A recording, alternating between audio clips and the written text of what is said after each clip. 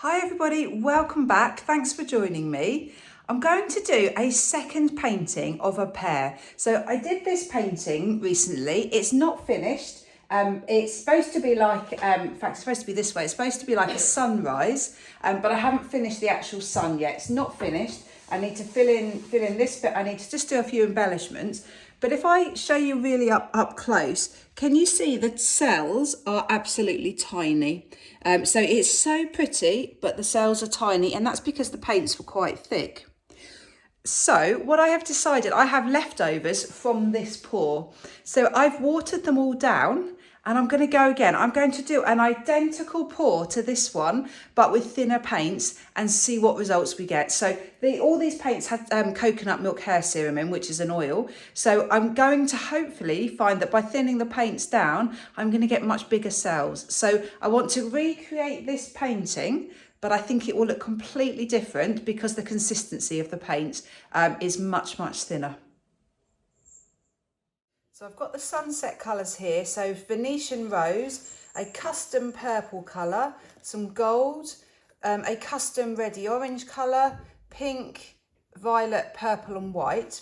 Just to try and show you the consistency. Really quite runny now, so I'm going to have a guess at the consistency or the mixture of this, and I'm going to say 2 parts pouring medium to 1 part paint to half a part water. I think that's probably what I've got. So it's nice and runny. It's almost Dutch pour, not quite, no, it's a little bit thicker than that. So they've all got coconut milk hair serum in. Now the original painting was a stained glass swipe, which means sort of drizzling all the paints on, then dabbing it with my finger just to make sure there's no bare patches of canvas, and then swiping outwards. So I'm going to repeat exactly the same. So with the original, I put the Venetian rose just round the centre here. So I've drawn on a semicircle, which is designed to look like the sun. I'm in 2 minds whether the previous pour is going to look like a sunset or a sunrise, because I also think it looks a bit like a flower. So I'm not sure yet. And then I'm just going to drizzle some paint on. Now the colours will be overlapping because I want a more of a gradient of the colours. So I'm just putting on a little bit to start with, and then I'll add more. But this is just to get a rough idea of where the colours are going to be.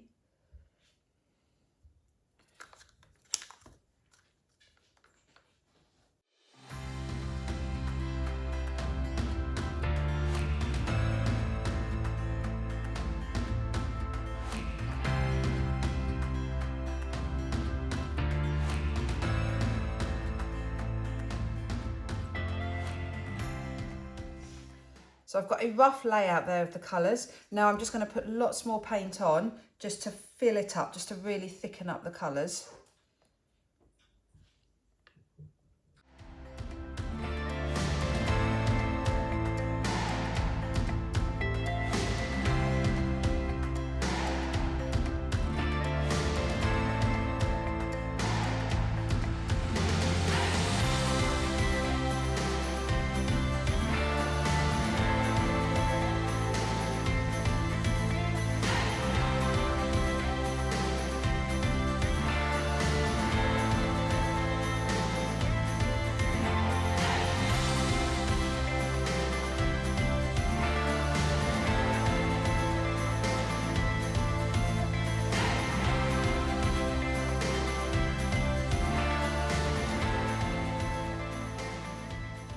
So that's all my colour down, and I did that as similarly as possible to the other painting. Added some extra gold on top, extra white on top. I've dabbed the entire canvas, obviously apart from the centre. So this is all now covered in paint. There aren't any real bare patches of canvas. So I've got some plastic, which I'm going to use to swipe with, and I'm going to do wiggly swipes from where you'd think the centre of the circle would be, out in every direction. I'm going to try and pick up the Venetian rose in the centre first. So I'm just going to touch it on and then just drag it across the other colours. And then I'm going to wipe the piece of plastic, wipe the swiper. got bigger cells already. Already I can see this is going to be different.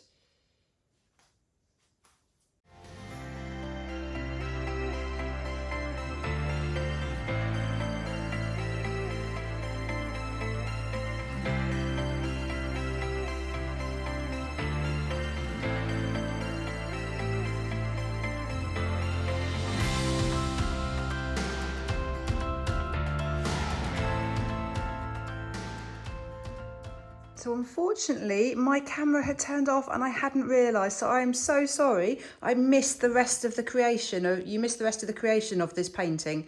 I carried on with all the swipes, then there were big chunks of paint in between the swipes there where the paint hadn't yet been mixed and swiped. So then I swiped in between.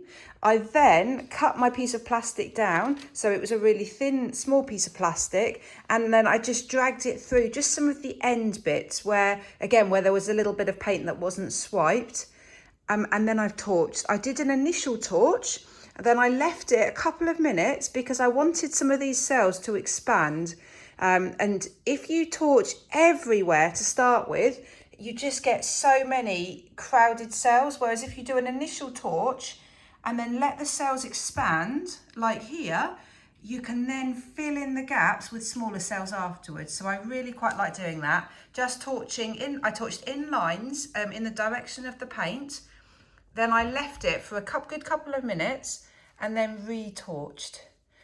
Loving the result. This is definitely more of what I had in mind for this type of painting, because you do have very small cells in the centre, but then towards the edge, it really explodes into life with the really beautiful dark purple corners. So I'm going to let this dry now. I think I will probably embellish this in exactly the same way as the other one with a centre. I think I'm going to paint on a border around the edge, and then maybe use a little bit of gilding foil to highlight some of the ripples. And then I can put the two paintings side by side, so I can compare them. Great, so I'll be back when it's dry.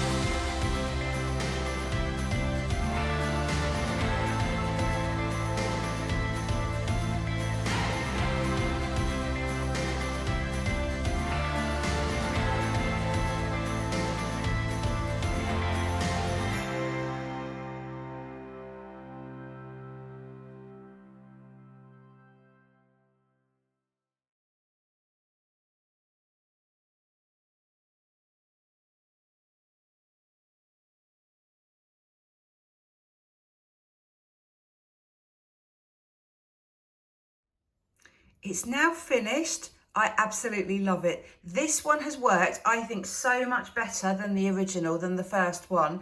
And the reason is the cells, simply the cells. Just look at those beautiful cells, the contrast. You've got the light going over the dark, and I just love that dark border where there's the most contrast. Absolutely beautiful cells.